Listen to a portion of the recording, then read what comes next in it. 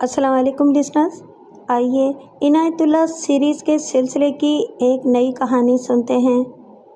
रावलपिंडी से गाड़ी चलने वाली थी जब वो मेरे कंपार्टमेंट में दाखिल हुई और मेरे सामने वाली सीट पर बैठ गई।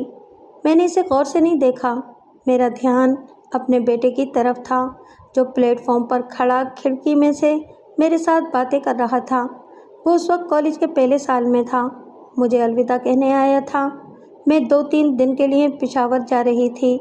मेरे ससुराल में एक औरत फौत हो गई थी। गाड़ी चल पड़ी तो मेरे बेटे ने एक बार फिर कहा, अम्मी जल्द आ जाइएगा। बच्चे अगर बच्चों वाले भी हो जाएं तो भी माँ के सामने बच्चे ही बने रहते हैं। मैं उस वक्त तक उसे देखती रही जब तक वो मुझे नज़र आता रहा। फिर मैंने खिड़की का शीशा चढ़ा दिया। वो मेरे सामने वाली सीट पर बैठी थी।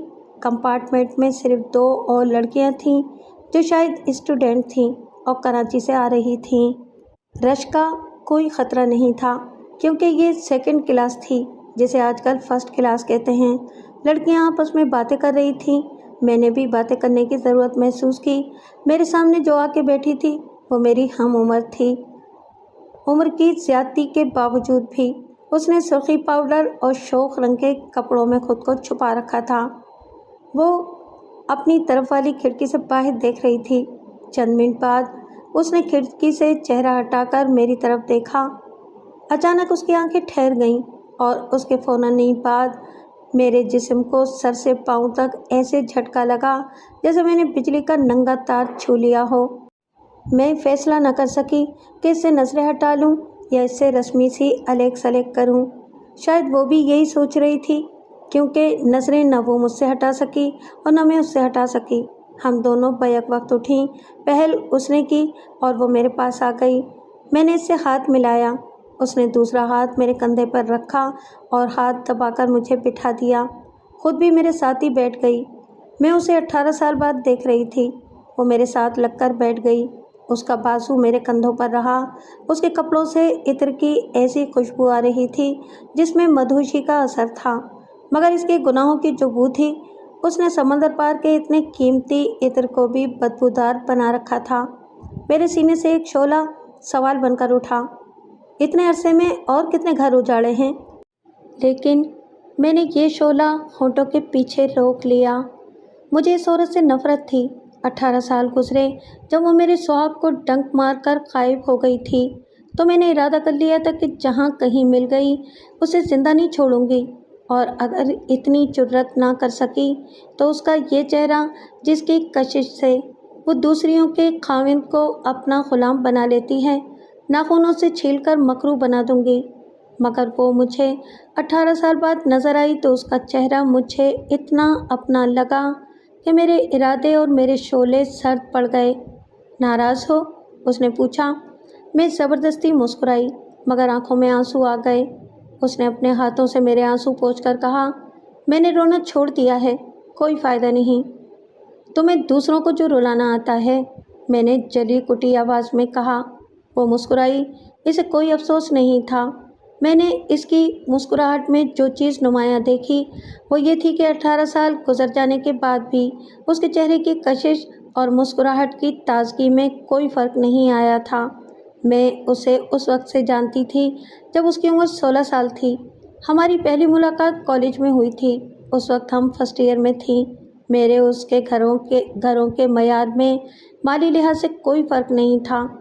हमारे घराने दरमियाने दर्जे के थे।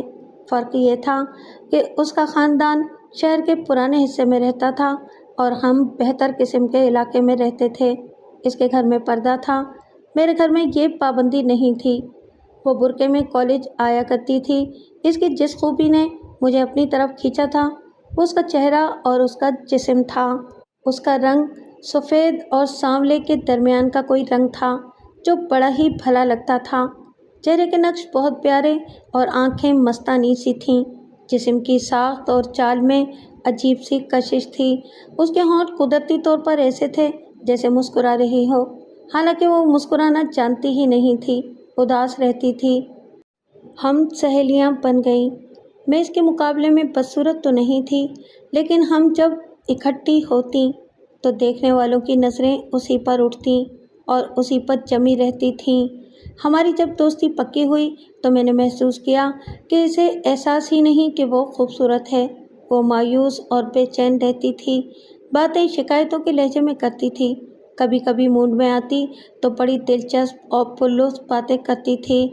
मैं उसे सादा लड़की समझती थी। 3 महीने की दोस्ती के बाद वो पहली दफ़ा मेरे घर आई। ये 1949 का वाक़या है।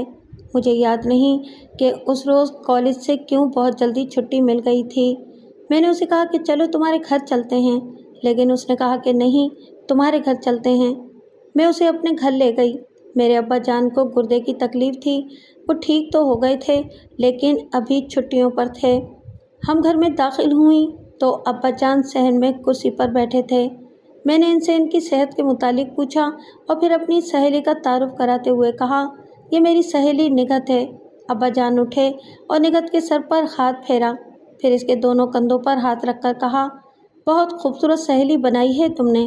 फिर निगत से मेरे मुतालिक कहा, ये फरजाना की बचपन की आदत है। मैं इसके लिए कभी कोई गुड़िया लाया करता था तो ये फेंक दिया करती थी। कहती थी ये खूबसूरत नहीं है, मैं खुद देख कर लाऊंगी। मैं इसे बाज़ार ले जाता और जो गुड़िया इसे पसंद होती वो दिला देता। अब्बा जान ने मेरे मुतालिक बिल्कुल ठीक कहा था। अब्बा जान ने मेरे मुतालिक बिल्कुल ठीक कहा था। अल्लाह इन्हें जन्नत अता फरमाए। इनके मिजाज में शगुफ्तगी थी। बातें ऐसी पुरलुत्फ अंदाज से करते थे कि बेमज़ा बात को भी लतीफ़ा बना देते थे। अम्मी मरहुमा की आदत भी इनसे मिलती जुलती थी। मैं घर में सबसे बड़ी थी। मुझसे छोटे 2 भाई और 2 बहनें थीं। हम सब रात का खाना इकट्ठे बैठकर खाया करते थे।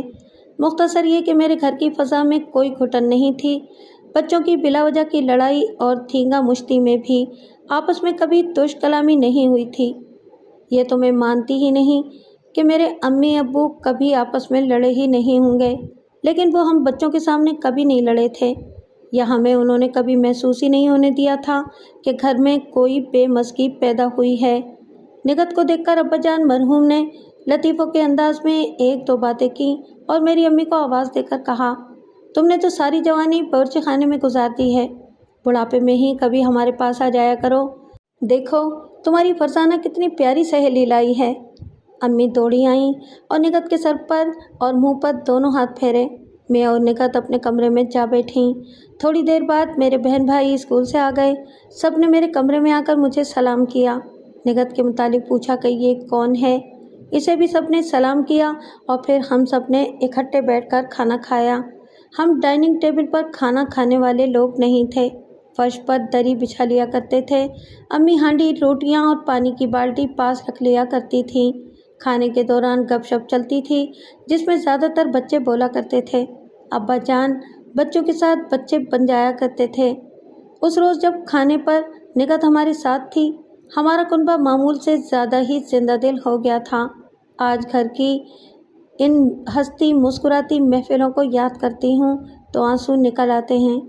वो दिन ख्वाब बन गए हैं। अम्मी फौत हो चुकी हैं, अब मैं अम्मी हूँ। अपने घर का वही माहौल बरकरार रखती हूँ जो मेरे वालिदैन ने पैदा कर रखा था। एक हादसे ने मेरे घर को तबाह कर दिया था, लेकिन वालिदैन की तरबियत की बदौलत मैंने सुहाग के खंडरों पर नई इमारत खड़ी कर ली है। खैर, ये तो बात की बातें हैं। मैं निगत की बात सुना रही थी। उसने मेरे पूरे कुनबे के साथ बैठकर खाना खाया। हम सब हंसते रहे, मगर निगत को देखा कि वो उदास थी। उदास तो अक्सर रहती थी, इस रोज़ मैंने उसके चेहरे पर परेशानी भी देखी। खाने के बाद हम दोनों अलग जा बैठीं। मैंने उससे पूछा कि वो क्यों परेशान लगती है। उसकी आंखों में आंसू आ गए। मैं परेशान हो गई। बार बार पूछने पर उसने कहा, फरजाना मुझे माफ़ कर देना, मैं आइंदा यहाँ नहीं आया करूँगी और तुम्हारे साथ दोस्ती इतनी गहरी नहीं रख सकूँगी। मैं शर्मिंदा सी हो गई। मैं समझी कि मेरे अब्बाजान के मजाक का उसने बुरा मनाया है। वो पर्दादार लड़की थी। मैंने इसे वजह पूछी तो उसने कहा, मैं तुम्हें अपने जैसी गरीब घराने की लड़की समझती थी, लेकिन तुम्हारे घर आकर देखा है कि तुम अमीर लोग हो। मेरी तुम्हारी दोस्ती निभ नहीं सकेगी। गुज़िश्ता 3 महीनों में मैंने देख लिया था कि वो जिस कदर खूबसूरत थी, इसमें इतनी ही ज़्यादा घुटन थी। मैं खुलकर बात करती थी और वो और तरह से बात किया करती थी। मैं हंसने की आदी थी और वो आहें भरने की, और कभी कभी मुस्कुराया करती थी। ज़ाहिरी तौर पर हम दोनों के मिजाज बहुत ही मुख्तलिफ थे, फिर भी वो मुझे अच्छी लगती। मैंने इसे एहसास कमतरी से निकालने की कोशिशें शुरू कर दीं। अब उसने हमारे घर में अमीरी और गरीबी की बात छेड़ी तो मैं हैरान हुई कि उसने मेरे घर में कौन सी अमीरी देखी है। मैंने इससे पूछा, तुम्हारे अब्बाजान कितनी तनख्वाह लेते हैं? 325 रुपये, उसने जवाब दिया। और मेरे अब्बाजान 350 रुपये लेते हैं, मैंने जवाब दिया। याद रखिए कि 1949 में 325 और 350 को नहायत अच्छी तनख्वाह कहा करते थे। बाज़ार के भाव आज की तरह होशरुबा नहीं होते थे। 300 रुपये तनख्वाह पाने वाले कुनबे को फारिगुल बाल समझा जाता था, और अगर मकान अपना हो तो कुछ पैसे बच भी जाया करते थे। मैंने निकट से पूछा, तुम कितने बहन भाई हो? उसने उतने ही बताए जितने के हम थे। मैंने पूछा, तुम मकान का किराया कितना देते हो? उसने बताया कि मकान उनका अपना है। मैंने उसे बताया कि हम मशरक़ी पंजाब के महाजिर हैं और जिस मकान में रहते हैं उसका 35 रुपये किराया गवर्नमेंट को देते हैं, क्योंकि ये मतरूका मकान है। फिर मैंने इससे पूछा, आज तुम्हारे घर में क्या पका होगा? उसने जवाब दिया कि अम्मी कह रही थी कि गोश्त और पालक पकाएंगी। मैंने इसे याद दिलाया कि अभी अभी मेरे साथ उसने माश की दाल खाई है। इसके साथ प्याज और टमाटर कटे हुए हैं और पुदीने, हरी मिर्चों और अनारदाने की चटनी थी। फिर मैंने इसे बताया कि हम किफ़ायत जारी कर रहे हैं क्योंकि हमें अपना मकान बनवाना है। मैं इस इरादे से कॉलेज में दाखिल हुई हूँ कि बीए करके बीटी करूँगी और मुलाजमत करके अब्बा जान का हाथ बटाऊँगी ताकि वो मकान बना सकें, या कम से कम मेरे जहेज़ का इन पर कोई बोझ ना हो। मैंने उसे घर की हालत पूरी तरह बताई, और जब ये बताया कि मेरे घर में मुकम्मल टी सेट भी नहीं है, एक चायदानी और तरह तरह की प्यालियाँ हैं, तो वो बहुत हैरान हुई। इसकी हैरत और ज़्यादा बढ़ गई जब मैंने उसे ये बताया कि हमारे घर अगर एक मेहमान आ जाए तो हमारे पास फालतू रज़ाई और गद्दा नहीं होता। वो सुनती रही और हैरान होती रही। आखिर उसने बेताब सा होकर कहा, फिर मेरे घर में क्या नहीं है जो तुम्हारे घर में है? मेरे घर में 2 टी सेट हैं, रज़ाइयाँ और गद्दे भी कम नहीं। मकान तुम्हारे मकान से बहुत बड़ा है, मगर अपने घर में मुझे गरीबी दिखाई देती है और तुम्हारे घर में अमीरों की शान नज़र आती है। ऐसा लगता है जैसे यहाँ किसी चीज़ की कमी नहीं। मेरे घर में मुझे बहुत सी चीज़ों की कमी नज़र आती है। मैं और मेरे बहन भाई तरसे तरसे रहते हैं, जैसे हमें पेट भरकर खाना नहीं मिलता और ना अपनी पसंद का कपड़ा मिलता है। इसके घर में दरअसल सुकून और प्यार की कमी थी। ये मुझे बहुत दिनों बाद मालूम हुआ। एक रोज़ मैं उसके घर गई। उसका मकान गुंचान महल्ले में था। मैं अपने साथ छोटे भाई को ले गई थी। निगत ने जो निशानियाँ बताई थीं उससे उसका मकान आसानी से मिल गया। 4 कमरों का अच्छा खासा मकान था। 5वां कमरा ऊपर था। बावर्ची खाना और स्टोर अलग थे। बरामदा था, सहन कुशादा था। बैठक पे छत का पंखा लगा हुआ था, मगर अंदर जाते ही ऐसे मालूम होने लगा जैसे किसी सराय में आ गई हूँ जो मुसाफिरों से भरी पड़ी है। बच्चे बारी बारी बैठक में आते, किसी ने सलाम नहीं किया। एक आया और मुझे देखने लगा। निगत ने उसे डांट कर कहा, जा बाहर जा। उसने जवाब दिया, नहीं जाता। वो निकला तो एक और आ गया और फर्श पर बैठ गया। थोड़ी देर बैठा रहा और बिलावजह हंसकर बाहर चला गया। फिर निगत की एक बहन आई जिसकी उम्र 12 या 13 साल होगी, तो मैंने इसे प्यार से बुलाया। वो दरवाजे में खड़ी मुझे देखती रही। इतने में इससे छोटी एक और बहन आ गई। पहले तो मुझे देखती रही, फिर उसने बड़ी बहन की चुटिया खींची और भाग गई। बड़ी बहन उसके पीछे भागी। बरामदे में मुझे धप धप और चीखों पुकार सुनाई दी और फौरन बाद एक मर्द की आवाज़ सुनाई दी, क्या हो गया है तुम्हें हरामजादियों? मैंने निगत से पूछा, ये कौन साहब हैं? अब्बा जान, निगत ने जवाब दिया और उसकी आह निकल गई। कुछ देर बैठकर वो कमरे से निकल गई। अंदर से पहले तो धीमी धीमी आवाज़ें सुनाई थीं जो ज़रा बुलंद होने लगी। बच्चों ने धम्मा चौकड़ी मचा रखी थी। मुझे निगत के अब्बा जान के ये अल्फाज सुनाई दिए, ये मेहमानदारियाँ हमसे तो बर्दाश्त नहीं हो सकती। ऐसे कॉलेज से हम बाज आए, घर बैठी रहो। मेरी समझ में ना आया कि अंदर जाकर निगत को रोक दूं कि मेरे लिए कोई तकल्लुफ़ ना करे। मैं सारी बात समझ गई थी। निगत आ गई। उसका रंग उड़ा हुआ था। मैंने कोई और बात शुरू कर दी, लेकिन निगत उखड़ गई थी। कुछ देर बाद इसकी छोटी बहन चाय लेकर आ गई। साथ में समोसे और 2 किस्म के बिस्किट थे। बैठक में फर्नीचर भी अच्छा था। कमी इस माहौल में ये थी कि निगत की माँ ने ये तक न सोचा कि जवान बेटी की जवान सहेली आई है, ज़रा इससे मिल ही लूँ। बल्कि मैंने निगत से कहा, तुम्हारी अम्मी को सलाम कर लूँ। निगत ने मायूसी के लहजे में जवाब दिया, रहने दो फरजाना, अम्मी कोई अपनी स्टोरी शुरू कर देगी। मेरे और उसके घर में जो फ़र्क था वो आप समझ ही गए होंगे। इसे वो अमीरी और गरीबी कह रही थी। ये दरअसल इत्मीनान और बेइत्मीनानी का फ़र्क था। मैं वहाँ घंटा भर बैठी और अच्छी तरह समझ गई कि इस घर में किस चीज़ की कमी है। अगर मुझे इस घर में 2 दिन के लिए रखा जाता तो मैं पागल हो जाती या दम घुटने से मर जाती। मैं जब इसके घर का नक्शा देख आई तो निगत ने मेरे साथ अपने घर के मुतालिक बातें शुरू कर दी। वो 4 दीवारी की कैदी थी और किसी ऐसे गुनाह की सज़ा भुगत रही थी जो अभी उससे सरजद भी नहीं हुआ था। मैं चूँकि उसका घर और माहौल देख आई थी, इसलिए उसने अब मेरे साथ दिल की बातें करनी शुरू कर दी थीं।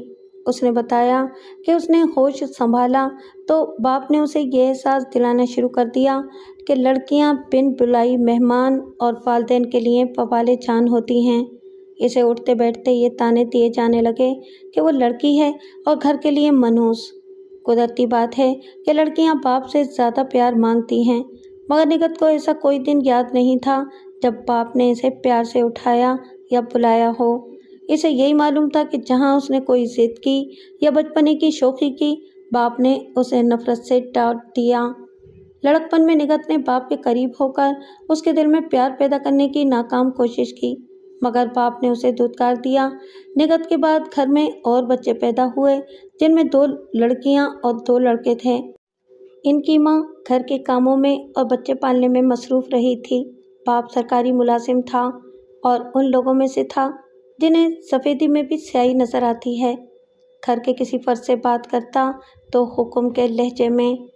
निगत जूं-जूं बड़ी होती गई, उसका दिल पूछता गया। बाप इसे इसलिए नहीं पढ़ा रहा था कि तालीम ज़रूरी होती है, बल्कि इसे हुक्म दिया गया था कि वो बीए करके कहीं नौकरी करे और अपना जहेज़ खुद बनाए। मैं भी इसी इरादे से कॉलेज में दाखिल हुई थी, लेकिन मुझे अपने इरादे में फ़ख्र महसूस होता था, क्योंकि मैंने खुद महसूस किया था कि मैं अपने इतने प्यारे कुनबे की फ़र्द हूँ और मुझ पर ज़िम्मेदारी आयद होती है कि इसकी खुशहाली के लिए कुछ करूँ। मगर निगत को ये तासुर दिया गया था कि वो ज़िंदा रहना चाहती है तो ख़ुद कुछ करे, माँ बाप इसके लिए कुछ नहीं कर सकते। निगत को जो बात सबसे ज़्यादा परेशान करती थी वो ये थी कि वो लड़की है, अगर लड़का होती तो इसे माँ बाप का प्यार मिल जाता। ये वहम इसके दिल में जड़ पकड़ गया था कि उसे कोई भी नहीं चाहता। इस वहम ने इसे कमतरी के शदीद एहसास में मुब्तला कर दिया था। इसे मेरा घर अच्छा लगता था।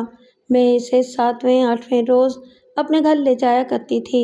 बाज़ औक़ात वो पिछले पहर भी आ जाया करती थी। इसे कम से कम ये सहूलत हासिल थी कि इसे मेरे घर आने की इजाज़त मिल जाती थी। कई बार ऐसे हुआ कि वो 3-4 घंटे हमारे यहाँ रही। हमने खाना खाया या चाय पी तो पूरा कुनबा इकट्ठा था। जैसा कि मैं बता चुकी हूँ कि मेरे अब्बा जान महफिल की जान होते थे।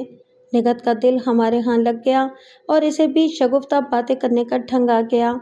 मेरे बाद उसे मेरे घर का जो फ़र्द बहुत अच्छा लगता था वो मेरे अब्बा जान थे।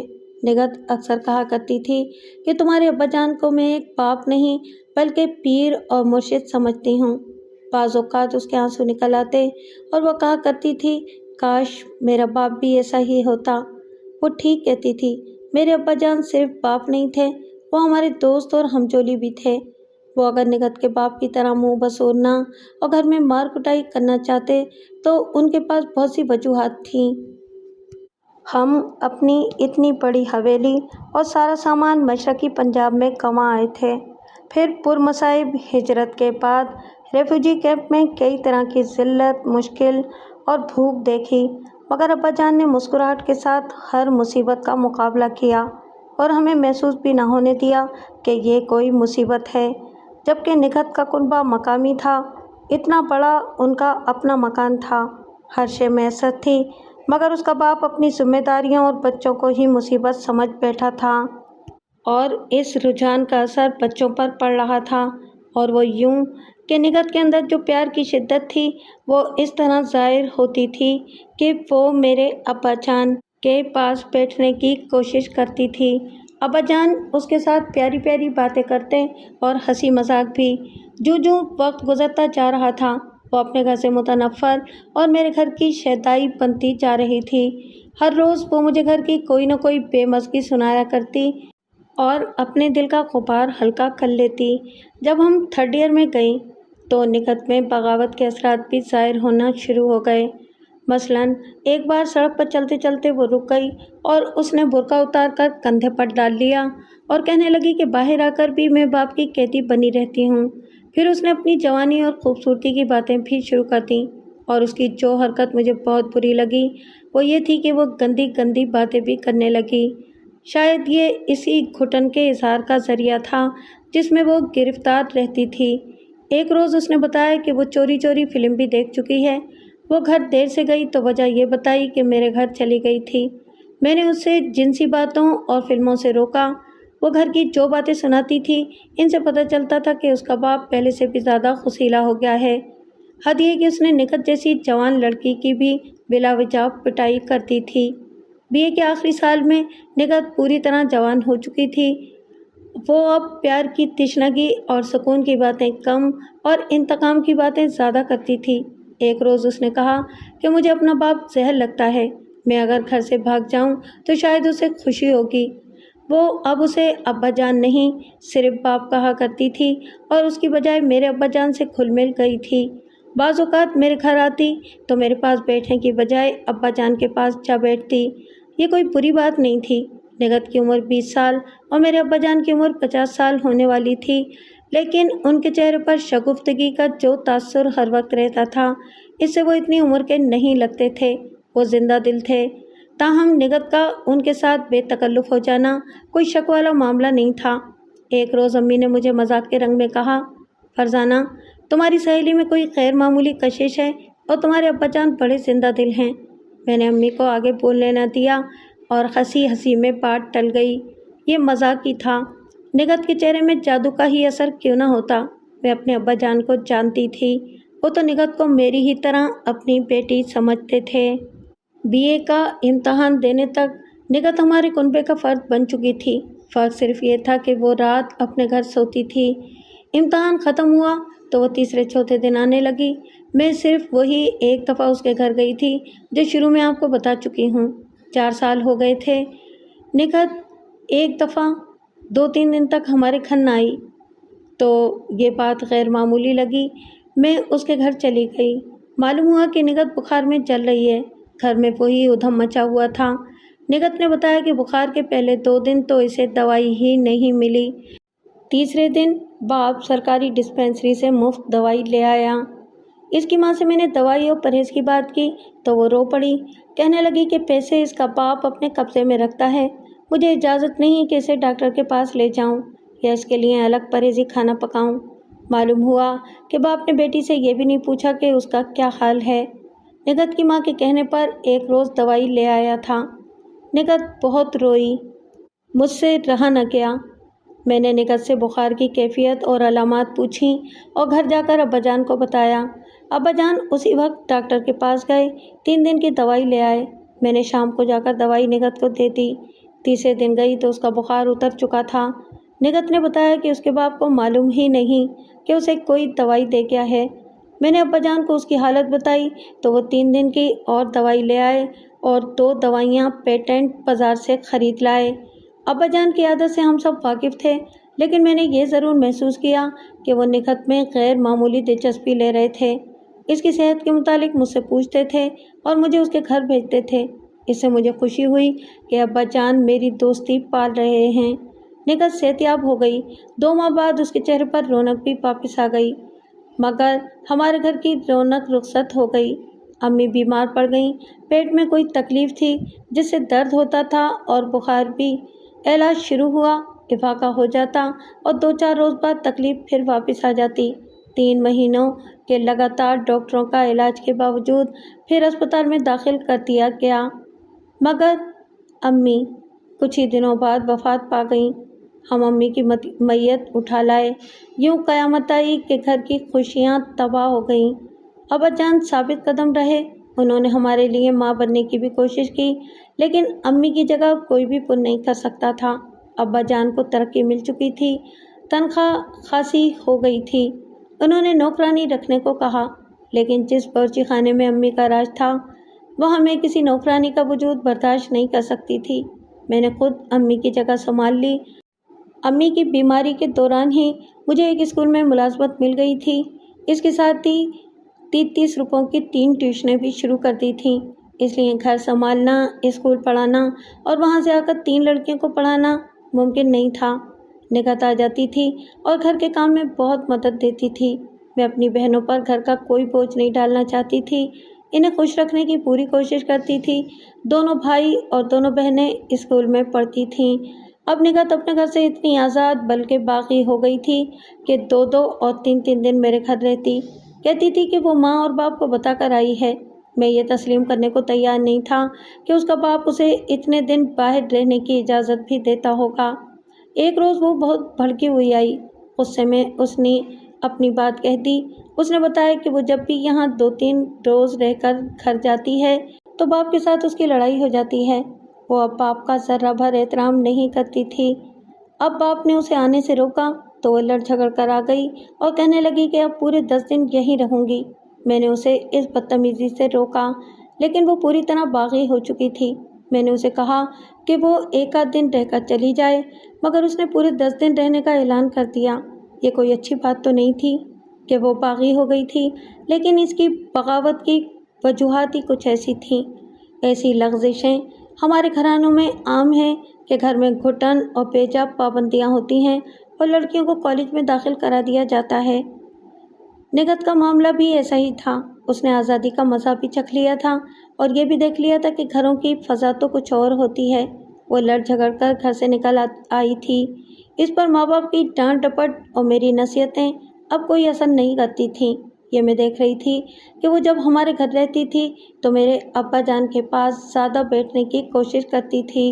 اب وہ زیادہ دنوں کے لیے آ گئی تو اس نے گھر سنبھال لیا اور میں ریلیکس ہو گئی تھی۔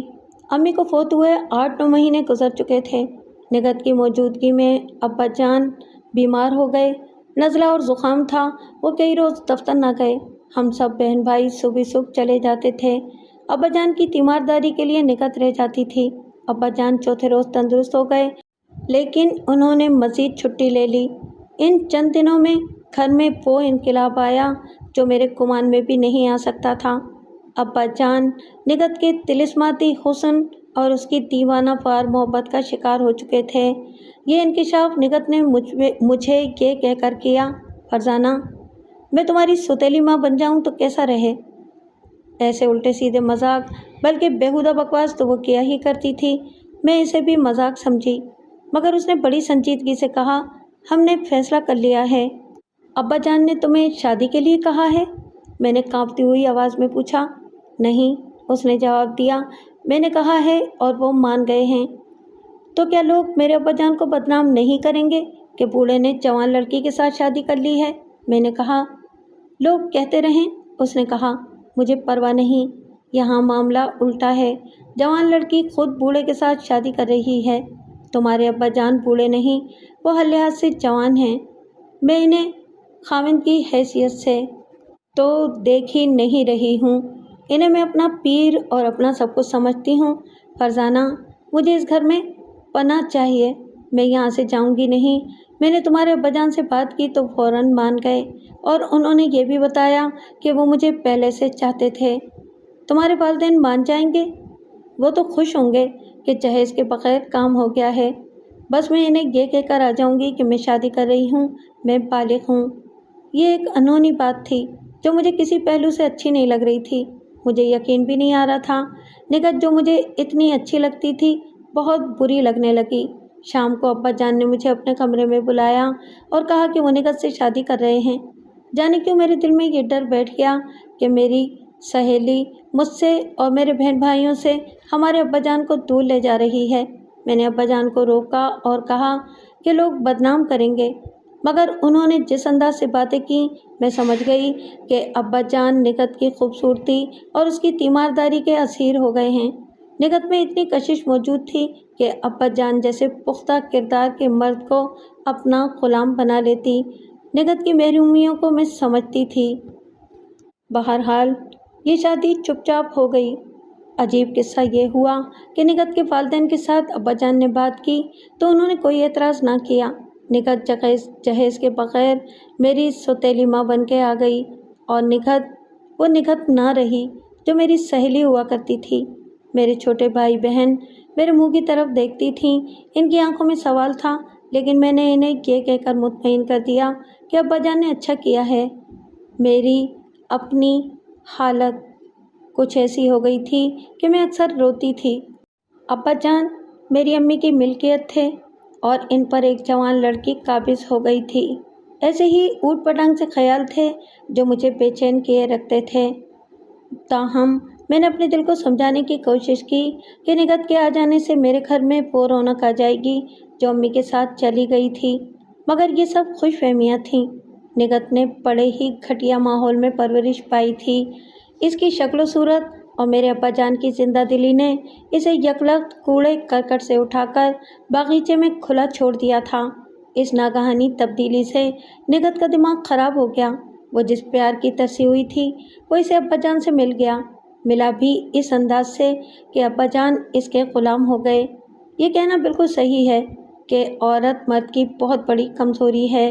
اسی کمزوری کا شکار میرے ابا جان ہو گئے۔ نکھت کی نفسیاتی محرومیوں نے یہ گل کھلایا کہ وہ ابا جان کی مالک بن گئی۔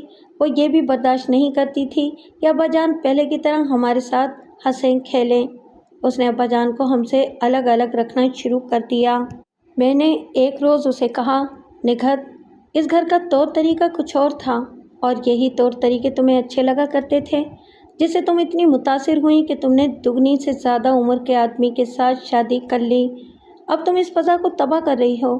میں نے تمہیں تمہارے گھر کے جہنم سے نکالا تھا۔ دیکھو فرزانہ، اس نے حاکموں کی طرح مجھے ٹوک دیا اور کہنے لگی، احسان جتانا اچھی بات نہیں ہوتی۔ یہ شادی تم نے نہیں کروائی، یہ میری اپنی کوشش ہے۔ یہ میری شکایت کا جواب نہیں تھا۔ میں نے یہ بھی دیکھا کہ اس کا لب و لہجہ حاکموں والا ہو گیا تھا۔ میں گھر کی فضا خراب نہیں کرنا چاہتی تھی۔ میں نے ابا جان سے بات کی اور انہیں یاد دلایا کہ امی کی زندگی میں کس طرح ہمارے ساتھ وہ ہنسی مذاق کرتے اور اکٹھے بیٹھتے تھے، مگر اب وہ بات نہیں رہی۔ میں روتی رہی، مگر ابا جان کی آنکھوں میں آنسو نہیں آئے۔ انہوں نے نکھت کی وکالت کی اور میں نے جو شکایت کی تھی اس کا کوئی ازالہ نہ کیا۔ ہوتا یہ تھا کہ ابا جان دفتر سے آتے تو نکھت انہیں اپنے ساتھ کمرے میں بند کر لیتی۔ رات کا کھانا کھاتے ہی انہیں کمرے میں لے جاتی، حتیٰ کہ چھٹی کے روز بھی انہیں اپنے ساتھ کمرے میں بند رکھتی یا سیر سپاٹے کے لیے لے جاتی۔ اسے اچھا گھر، اچھا کھانے کو اور گھر کی بادشاہی مل گئی۔ اس کے چہرے کی اداسیاں دھل گئیں اور وہ اور زیادہ خوبصورت ہو گئی۔ مجھ پر یہ ذمہ داری آ پڑی کہ اپنے چھوٹے بہن بھائیوں کے لیے گھر میں پہلی سی فضا قائم رکھوں۔ وہ اپنے اپنے اسکول چلے جاتے تھے اور میں اپنے اسکول پڑھانے چلی جاتی۔ گھر آ کر میں انہیں ساتھ بٹھا کے کھانا کھلاتی، زیادہ سے زیادہ دیر انہیں اپنے ساتھ رکھتی، مگر ابا جان کی کمی کو ہم برداشت نہیں کر سکتے تھے۔ میں کوشش کرتی تھی کہ کوئی بچہ ابا جان سے کسی چیز کا بھی مطالبہ نہ کرے۔ یہ ہمارے صبر کا بڑا ہی سخت امتحان تھا۔ اس سے پہلے بچوں کے اسکولوں کی اخراجات اور جیب خرچ ابا جان دیا کرتے تھے۔ اب ان کے اور ابا جان کے درمیان نکھت حائل ہو گئی۔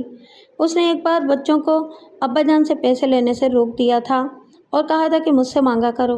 جب اس سے بچوں نے پیسے مانگے تو اس نے ان کے ساتھ وہی سلوک کیا جو اس کا اپنا باپ اس کے ساتھ کیا کرتا تھا۔ انہوں نے جب مجھے بتایا تو میں نے ان کے اخراجات اپنے ذمے لے لیے۔ میں نے اپنی تنخواہ اور ٹیوشنوں کی آمدنی بچوں کے لیے وقف کر دی اور اپنا سارا پیار بھی ان کے لیے وقف کر دیا۔ اسے گھر 2 حصوں میں تقسیم ہو گیا۔ میں اور میرے بہن بھائی ایک طرف اور ابا جان اور نکھت دوسری طرف۔ کرتے کرتے یہ دونوں حصے ایک دوسرے سے لاتعلق ہو گئے۔ نکھت مجھ سے کھچی کھچی رہنے لگی اور ایک روز ہماری پہلی لڑائی ہوئی۔ اس کی وجہ یہ تھی کہ اس نے میرے سب سے چھوٹے بھائی کو بیہودہ الفاظ میں ڈانٹ دیا تھا۔ میں برداشت نہ کر سکی اور اسے بے تکی سنا ڈالی۔ میں نے یہاں تک کہہ دیا کہ یہ بچے تمہارے گھر کی طرح کے چنگڑ خانے کے بچے نہیں۔ میں نے اس روز ابا جان کو بھی جلی کٹی سنا ڈالی، مگر ان پر کوئی اثر نہ ہوا۔ ان کی حالت اب شراب اور چرس کے اس نشے جیسی ہو گئی تھی جو ہر وقت پیتا رہتا ہو۔ 1 سال کے بعد میرے لیے ایک رشتہ آیا۔ عجیب قصہ یہ ہوا کہ نکھت نے مجھے افسروں کی طرح کہا، فرزانہ، میں نے یہ رشتہ منظور کر لیا ہے۔ تمہارے ابا جان سے میں نے کہہ دیا ہے کہ شادی جلدی ہونی چاہیے۔ میں نے اسے جواب دیا، اپنی شادی کا فیصلہ میں خود کروں گی کہ کس کے ساتھ کرنی ہے۔ یہ فیصلہ میرا ہوگا۔ میں ان لوگوں سے وعدہ کر چکی ہوں۔ اس نے رعب سے کہا، تم جاؤ جہنم میں۔ میں نے جواب دیا اور اپنے کمرے میں چلی گئی۔ میں نے فیصلہ کر لیا تھا کہ بہنوں اور بھائیوں کو ٹھکانے لگا کر شادی کروں گی۔ میری زندگی ان کے لیے وقف ہو چکی تھی۔ ابا جان اب ہمارے ساتھ رسمی سی باتیں کیا کرتے تھے۔ بچے بھی سمجھ گئے تھے کہ ان کا باپ مر گیا ہے۔ 1 سال گزر چکا تھا۔ میں ابا جان کے چہرے پر نمایاں تبدیلیاں دیکھ رہی تھی۔ وہ تیزی سے بوڑھے ہو رہے تھے۔ میں نے کہا ہے نا کہ ان کی حالت اس شرابی یا چرسی کسی ہو گئی تھی جو ہر وقت نشے میں رہتا ہو۔ نکھت ہی وہ نشہ تھا جس میں ابا جان غرق ہو گئے۔ دن کے وقت بھی نکھت انہیں کمرے میں اپنے ساتھ بند رکھتی تھی۔ ابا جان اپنی عمر کو نظر انداز کرتے رہے۔ شادی کے دوسرے سال مجھے پتہ چلا کہ ابا جان کو کوئی تکلیف ہو گئی ہے۔ مجھ سے رہا نہ گیا، جا کے دیکھا اور پوچھا تو پتہ چلا کہ انہیں اختلاج قلب کی شکایت ہو گئی تھی۔ وہ ایک ڈاکٹر سے علاج کرا رہے تھے۔ میں اس ڈاکٹر سے ملی تو اس نے مجھے یہ کہا کہ یہ اس عمر میں اتنی جوان لڑکی کے ساتھ شادی کرنے کا نتیجہ ہے۔ ڈاکٹر نے بتایا کہ انہوں نے پرہیز نہ کیا تو دل کا عارضہ لاحق ہو جائے گا۔ ڈاکٹر نے یہ بھی بتایا کہ ابا جان طاقت کی بے حد تیز اور نقصان دہ دوائیاں کھا رہے ہیں۔ میں ابا جان کے ساتھ ایسی باتیں نہیں کر سکتی تھی، نکھت سے کہیں، مگر اس کا ذہن یہ باتیں سمجھنے سے قاصر تھا۔ اس کے علاوہ میری بات وہ سمجھنا چاہتی بھی نہیں تھی۔ میں مجبور تھی۔ اپنے باپ سے میں نگاہیں بھی نہیں پھیر سکتی تھی، مگر محترم باپ کی یہ حالت تھی کہ وہ نکھت کی چرس میں مدہوش رہتے تھے اور اختلاج قلب کا علاج بھی کرا رہے تھے۔ شادی کا دوسرا سال بھی ختم ہو گیا۔ ابا جان اب چہرے سے 70 سال کے لگ رہے تھے۔ ان کی شادی کے تیسرے سال کے دوران میری راہ و رسم ایک بڑے اچھے گھرانے سے ہو گئی۔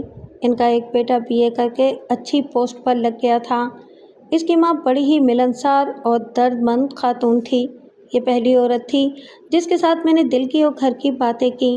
میری حالت بالکل وہ ہو گئی تھی جو نکھت کی اس وقت تھی جب وہ اپنے گھر کے رونے میرے آگے رویا کرتی تھی۔ اس خاتون نے میرا دل رکھ لیا اور میرے درد کو اپنا درد سمجھا۔ اس کے خلوص کی ایک وجہ یہ بھی تھی کہ اس نے مجھے اپنے بیٹے کے لیے پسند کر لیا تھا۔ اپنی اس خواہش کا اظہار اس نے صاف الفاظ میں کر دیا۔ مجھے یہ صاف گوئی بہت پسند آئی اور میں نے رضامندی کا اظہار کر دیا۔ مجھے اس کا بیٹا اس قابل نظر آیا تھا کہ یہ رشتہ میں قبول کر لوں۔ میں ان کے گھر جانے لگی اور یہ خاتون میرے گھر آنے لگی۔ پھر اس کا بیٹا بھی میرے ساتھ بے تکلف ہو گیا۔ مجھے اس کی زندہ دلی بہت پسند آئی۔ اس کا رویہ میرے ابا جان سے ملتا جلتا تھا۔ ابا جان کو اب اس سے کوئی غرض نہیں تھی کہ میرے پاس کون آتا ہے اور میں کہاں جاتی ہوں۔ اپنے اور اپنے بہن بھائیوں کے متعلق مجھے خود ہی فیصلے کرنے تھے۔ میں نے رسمی طور پر خود ہی منگنی کر لی اور منگیتر کو بتا دیا کہ میں اپنے بہن بھائیوں کو نہیں چھوڑ سکتی۔ اس وقت تک میرا ایک بھائی اور ایک بہن کالج میں تھے اور چھوٹے 9ویں اور 7ویں کلاس میں تھے۔ میں نے شادی کی یہ شرط طے کرا لی کہ میں اسکول اور ٹیوشن پڑھاتی رہوں گی اور ساری آمدنی بچوں پر خرچ کروں گی۔ وہ لوگ اچھے تھے اور ان کے ہاں روپے پیسے کی بھی کمی نہیں تھی۔ ابا جان اور نکھت کی شادی کے چوتھے سال کے آغاز میں نے شادی کر لی۔ سہولت یہ حاصل تھی کہ میرے سسرال بمشکل 1 فرلانگ کی دوری پر تھے۔ ایسی کوئی پابندی نہیں تھی کہ وہ سسرال اور یہ میکا ہے، کبھی میں وہاں چلی جاتی کبھی میرے شوہر میرے ہاں آ جاتے۔ اس آزادی سے یہ فائدہ ہوا کہ میں نے اپنے بہن بھائیوں پر توجہ مرکوز رکھی، مگر اس کا ایک بہت بڑا نقصان بھی ہوا۔ شادی کا دوسرا سال تھا کہ ابا جان کو نکت کا نشہ لے ڈوبا۔ انہیں فالج کا حملہ ہو گیا، جسم کا بایاں حصہ مارا گیا، زبان بھی مفلوج ہو گئی۔ ڈاکٹر کو بلایا، اس نے کہا مجھے یہی خطرہ نظر آ رہا تھا کہ حرکت قلب بند ہوگی یا پھر فالج ہوگا۔ میں شروع سے کہہ رہا تھا کہ جوانی اور بڑھاپے کا میل اچھا نہیں ہوتا، مگر انہوں نے کوئی پرواہ نہ کی۔ اس نے علاج شروع کیا، جس سے 1 ماہ بعد ہلکا سا افاقہ ہوا۔ علاج چلتا رہا۔ میرے شوہر نے ان کے علاج اور تیمارداری میں بہت بھاگ دوڑ کی۔ میں اسکول سے آنے کے بعد ٹیوشنوں میں مصروف ہو جاتی تھی۔ میرے شوہر ابا جان کے ساتھ مصروف رہتے تھے۔ کچھ عرصے بعد انہوں نے 1 مہینے کی چھٹی لے لی اور سارا دن میرے گھر میں گزارنے لگے۔ دن کے وقت ابا جان کے پاس نکت ہوتی تھی۔ ابا جان بڑھاپے میں نکت کا شکار ہو گئے تھے۔ میرے شوہر تو جوان تھے اور ابا جان کی طرح ہی زندہ دل۔ قصہ مختصر یہ کہ یہ صاحب بھی نکت کے چہرے اور اس کی آنکھوں کا شکار ہو گئے۔ یہ چھٹی ان کی ختم ہونے کے بعد مجھے معلوم ہوا۔ ایسی بےہودگیاں چھپائی چھپ نہیں سکتی۔ شوہر کی آنکھیں سب کچھ بتا رہی تھیں۔ وہ جس طرح نکت کو دیکھتے اور وہ انہیں دیکھتی، اور جس طرح وہ باتیں کرتے، اس سے کوئی شک ہی نہیں رہا۔ ابا جان اب نکت کے قابل نہیں رہے تھے۔ وہ تو بات بھی نہیں کر سکتے تھے، ہل جل بھی نہیں سکتے تھے، اور نکت کو میرا شوہر مل گیا تھا۔ ایک روز میں نے نکت کے متعلق اپنے شوہر سے کہا کہ وہ ابا جان کی تیمارداری سے کتراتی ہے، تو شوہر نے اس کی وکالت ایسے انداز اور ایسے الفاظ میں کی جیسے میں نے نکت کے خلاف بات کر کے جرم کیا ہو۔ اس کے بعد وہ مجھ سے کھچے کھچے رہنے لگے۔ میں اپنے کام میں لگی رہتی تھی، ان کی طرف پوری توجہ نہیں دے سکتی تھی۔ میری اچھی بھلی زندگی کو گھن لگ گیا، اور وہ وقت بھی آیا کہ میرا شوہر جھوٹ موٹ کی شکایتیں سامنے رکھ کر مجھ سے اتنی دور ہٹ گیا کہ ہم ذرا دیر کے لیے اکیلے ہوتے، ورنہ الگ الگ رہتے۔ پھر یوں ہوا جیسے یہ شخص میرا کچھ نہیں لگتا۔ نکت شام کے وقت تیار ہو کر باہر چلی جاتی اور رات دیر سے آتی۔ اس دوران میرا شوہر نہ میرے پاس ہوتا تھا اور نہ اپنے گھر۔ نکت بڑا شوق میک اپ کرنے لگی تھی۔ وہ میک اپ شام کے وقت کرتی تھی اور باہر نکل جاتی تھی۔ ابا جان کی تیمارداری مجھ پر اور میرے بہن بھائیوں پر آ پڑی۔ علاج ہو رہا تھا۔ اس سے کچھ عرصے بعد یہ افاقہ ہوا کہ وہ باتیں کرنے کے قابل ہو گئے، لیکن صاف نہیں بول سکتے تھے۔ انہوں نے سب سے پہلے یہ محسوس کیا کہ نکت ان سے لاپرواہ ہو گئی ہے۔ ایک بار انہوں نے مجھے بے ساختہ اپنے اوپر گرا لیا اور بہت روئے۔ میں ان کے جو الفاظ سمجھ سکی، ان کا مطلب یہ تھا کہ وہ ہم سے بے رخی برت کر پچھتا رہے تھے۔ میں نے ان کے دل سے یہ پچھتاوا نکالنے کی کوشش کی، مگر نکال نہ سکی۔ نکت کو شاید یقین ہو گیا تھا کہ ابا جان کے جسم میں اب پہلی جیسی زندگی نہیں آ سکے گی، اس لیے وہ ان سے بھی لاتعلق ہو گئی تھی۔ ایک رات میرے شوہر خاصی دیر سے آئے، خاصے بھڑکے ہوئے تھے، کچھ اس طرح بڑبڑا رہے تھے جیسے کسی کو گالیاں دے رہے ہوں۔ میں تو اب ان سے بات کرتے ہوئے بھی ڈرتی تھی، مگر ان کی حالت دیکھ کر پوچھے بغیر نہ رہ سکی۔ وہ پھٹ پڑے۔ مجھ سے پوچھا، وہ واپس نہیں آئی؟ وہ نکت کے متعلق پوچھ رہے تھے۔ میں نے طنزیہ لہجے میں جواب دیا، وہ آپ کے ساتھ ہوتی ہے، آپ کو ہی معلوم ہوگا کہ واپس آئی ہے یا نہیں۔ وہ بیٹھ گئے اور سر ہاتھوں میں تھام لیا۔ میں نے اور کچھ نہیں کہا۔ تھوڑی دیر بعد انہوں نے ہارے ہوئے سے لہجے میں کہا، فرزانہ، نکت بڑی ہی بدکار عورت ہے، فریب کار اور مکار بھی ہے۔ میں نے پوچھا، آج آپ کو دھوکہ دے گئی ہے؟ آپ سے وعدہ کر کے کسی اور کے ساتھ چلی گئی ہے؟ انہوں نے چونک کر مجھے دیکھا، مجھے دیکھتے رہے اور ان کے آنسو نکل آئے۔ اس رات نکت واپس نہیں آئی، پھر نکت کبھی واپس نہیں آئی۔ میں نے اسے 1973 کے آغاز میں راولپنڈی سے گاڑی پر سوار ہوتے دیکھا، جب وہ میرے پاس آ کے بیٹھ گئی تھی۔ اس رات اور اس کے بعد وہ واپس نہ آئی تو میں نے ٹرنکوں کی تلاشی لی۔ امی کے تمام زیورات غائب تھے۔ میں نے ابا جان کو نہیں بتایا۔ میرے شوہر نے میرے سامنے اعتراف کیا کہ وہ نکت کے ساتھ گمراہ ہو گئے تھے۔ انہوں نے سارا الزام اپنے اوپر لیا، مجھ سے معافی مانگی، اور انہوں نے مجھے بتایا کہ اکثر شام کے بعد وہ جب باہر جاتی تھی تو میرے شوہر اسے باہر ملتے تھے اور 3-4 گھنٹے کسی ہوٹل کے کمرے میں یا شہر سے دور کسی ویرانے میں گزارتے تھے۔ انہوں نے بتایا کہ اس دوران نگہت نے کسی اور کے ساتھ بھی تعلقات پیدا کر لیے تھے۔ وہ بعد میں تقریباً ہر شام باہر نکل جاتی تھی، لیکن ہر شام وہ میرے ساتھ نہیں ہوتی تھی۔ ہوٹل میں جانے کی اسے عادت پڑ گئی تھی۔ وہاں اسے کوئی ایسا آدمی یا آدمیوں کا گروہ مل گیا تو اسے لے اڑا۔ یہ شک بھی کیا جا سکتا تھا کہ اسے اغوا کر لیا گیا ہوگا، لیکن میرے شوہر نے بتایا کہ انہوں نے 2 بار اسے ایک ایسے آدمی کے ساتھ دیکھا تھا جو اونچی قسم کا جرائم پیشہ اور اسمگلر تھا، اور اس کا اٹھنا بیٹھنا بڑے اچھے اور اونچے حلقوں میں ہے۔ ابا جان نگہت کے متعلق پوچھتے تھے کہ کہاں ہیں۔ پہلے کچھ دن تو ٹال مٹول کرتے رہے، لیکن آخرکار ایک روز بتا دیا کہ وہ لاپتہ ہے۔ یہ صدمہ ابا جان کو لے بیٹھا۔ پہلے تو ان کی زبان بند ہو گئی، بعد میں دماغ بھی مفلوج ہو گیا۔ یہ ڈاکٹر کے کہنے کے مطابق فالج کا نیا حملہ تھا۔ منہ میں چمچ سے دوا یا دودھ ڈالتے تھے جو باہر آ جاتا تھا۔ تیسرے دن ابا جان فوت ہو گئے۔ میرے شوہر مستقل طور پر میرے پاس آ گئے۔ اس کے بعد ہماری زندگی ہر لحاظ سے اچھی گزری۔ اپنی بہنوں اور بھائیوں کو میں نے اچھے ٹھکانوں تک پہنچا دیا اور اپنے بچوں کی پرورش میں مصروف ہو گئی۔ نگہت نے جو زخم لگائے تھے کچھ عرصے بعد وہ مل گئے۔ 18 سال بعد وہ اچانک میرے سامنے آ گئی اور میرے پاس آ بیٹھی۔ اس نے بڑے شوق کپڑے پہن رکھے تھے، عطر بڑا تیز لگا رکھا تھا، باتوں میں بہت ہوشیار ہو گئی تھی۔ عمر 40 سال ہو گئی تھی، مگر اس کے چہرے اور جسم کی اس کشش میں کوئی نمایاں فرق نہیں آیا جس نے میرے ابا جان جیسے صاحب کردار شخص پر بھی سحر طاری کر دیا تھا۔ مگر اس کشش میں کوئی فرق آیا تھا تو وہ اسے باتوں کی چاشنی سے پورا کر رہی تھی۔ میں نے اسے کہا، اور کتنے گھر اجاڑے ہیں؟ وہ ہنس پڑی اور مجھ سے گھر، بچوں اور میرے بچوں کے باپ کے متعلق دلچسپی سے پوچھتی رہی۔